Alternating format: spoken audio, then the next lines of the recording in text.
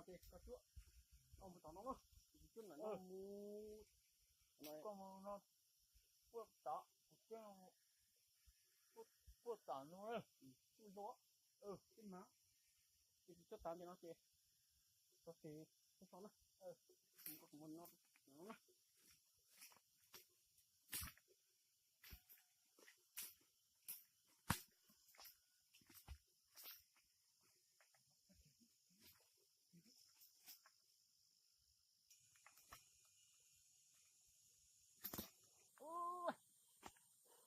nó mà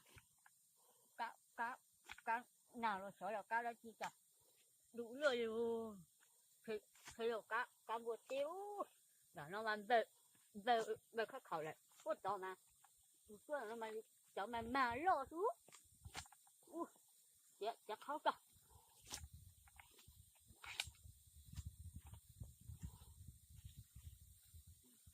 tụi nó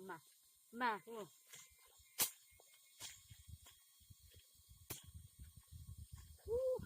không lúc tam bảo nó mà bút tên nhỉ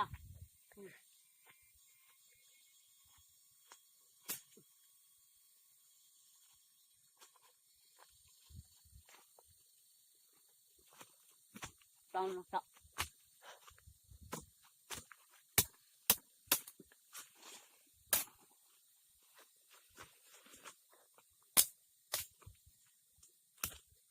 cá mà đủ chưa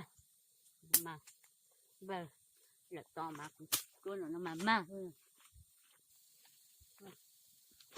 tập gì mà cứ mà cứ đang nó đảo tổ bút tỏ tổ xe có tỏ tổ nhận mà cứ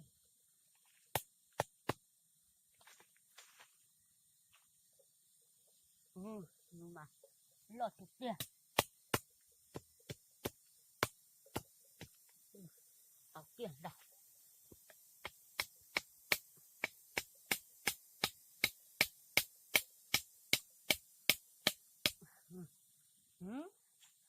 mà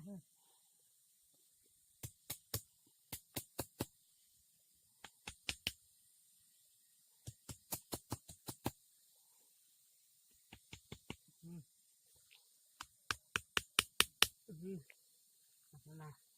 dùng mà tao phải lo thôi nè không mà giờ khe mà tôi nó tao tiền nè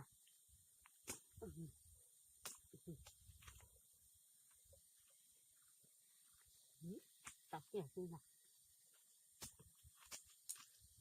nó thấy số rồi nó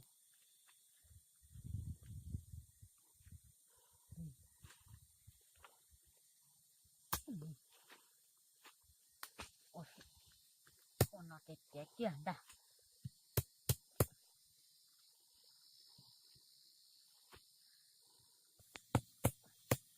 sao nó mà tao kia hơn đã chạy tới rồi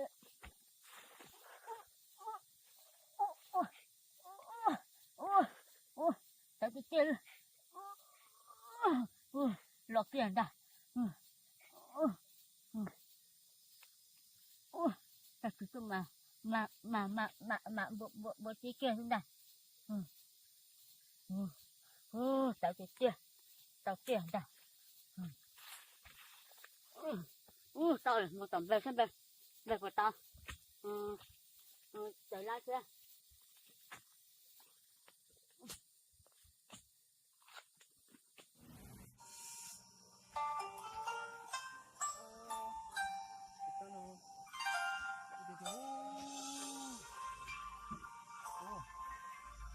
số là cầm chi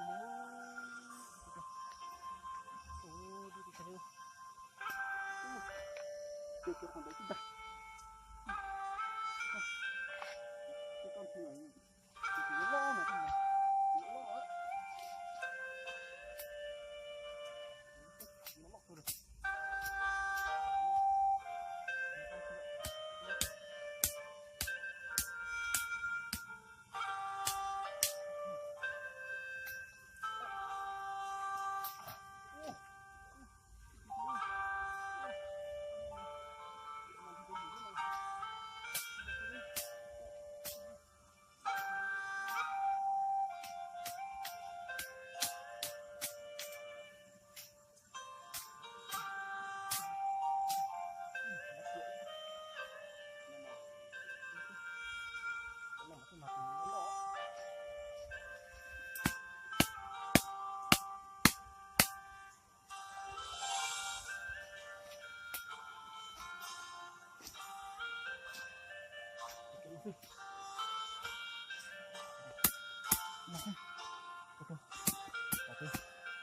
với cực đó chẳng hơn mình đó chỉ có ta non thôi mình cái gì cơ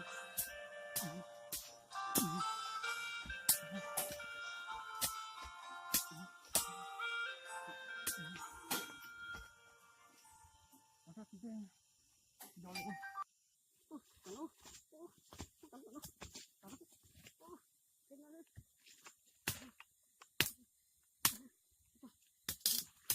cái rồi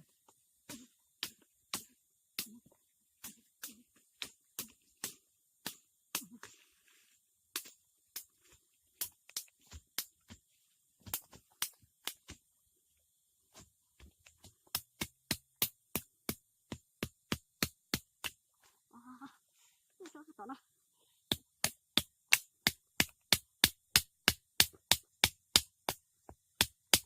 tới rồi thế đấy phải làm nó nhiều cân chứ sao khí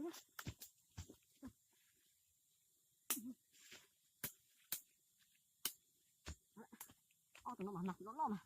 chỉ chéo chỉ đi đó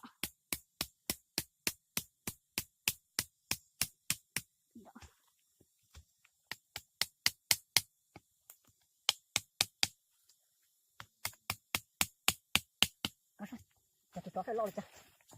chưa nó mà thế có cái đó cái đó nó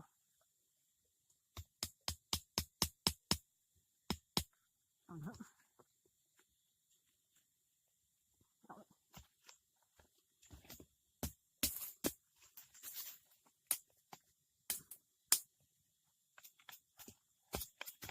cái đó lo chơi chăn nó thủ đó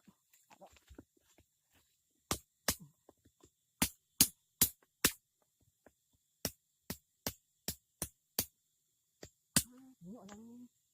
tận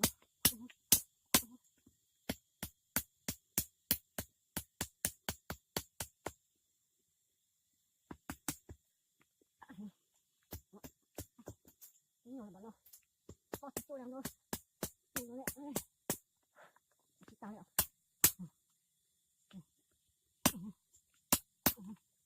ok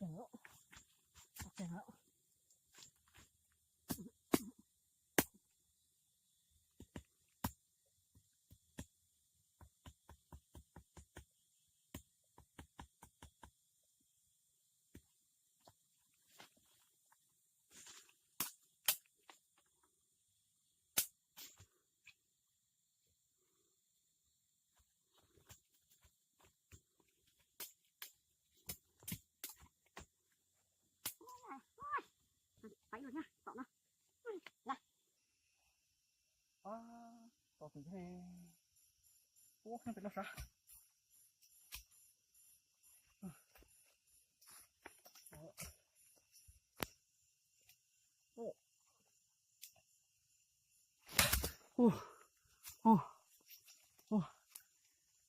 thấy chưa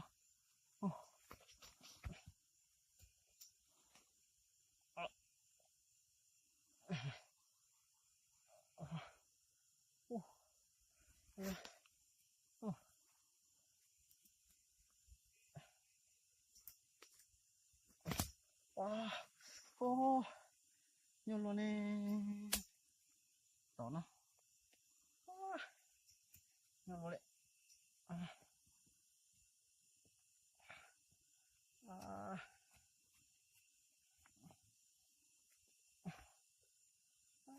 đã nhiều luôn đi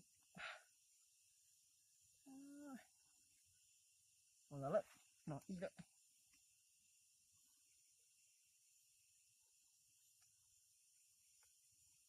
đi đó lại nó tôi gắn nó mà đi xem to đi to to to nó trò lên ta sau này một cái kiểu mình chia sao to có thể sao to ba ôi có kiểu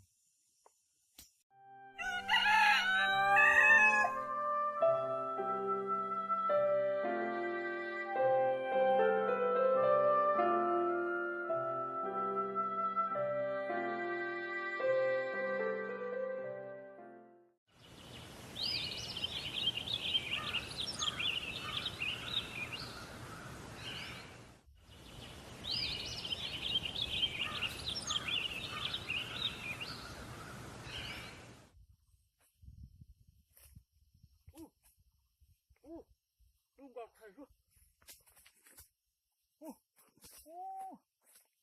Là cái lục cao. Cái lục cao.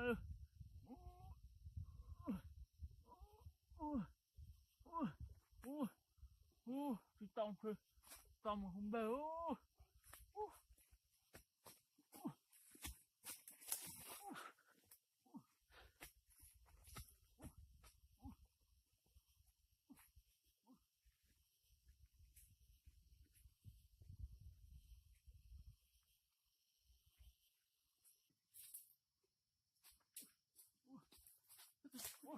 Tao kia bên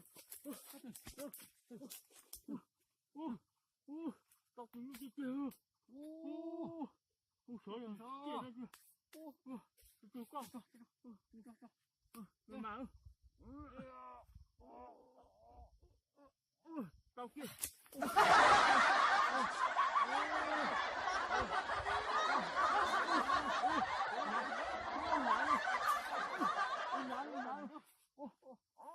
con nháo rồi, cái cơn thế, cho khi sao, mà rồi mà, tao kia, nói chú, mà rồi rồi, mà, hai cái kia,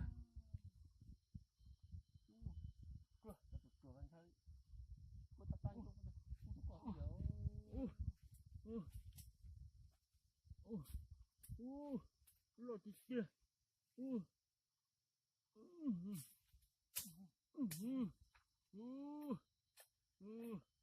tao kia nè,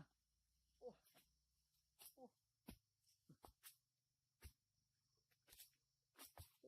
cái kia, nó mà, tao kia mà chọc lá xíu, nó im mà chọc lá xíu nhỏ bây giờ, rồi mà kia lên đây, mà im, cũng bỏ còn non to, mà máu,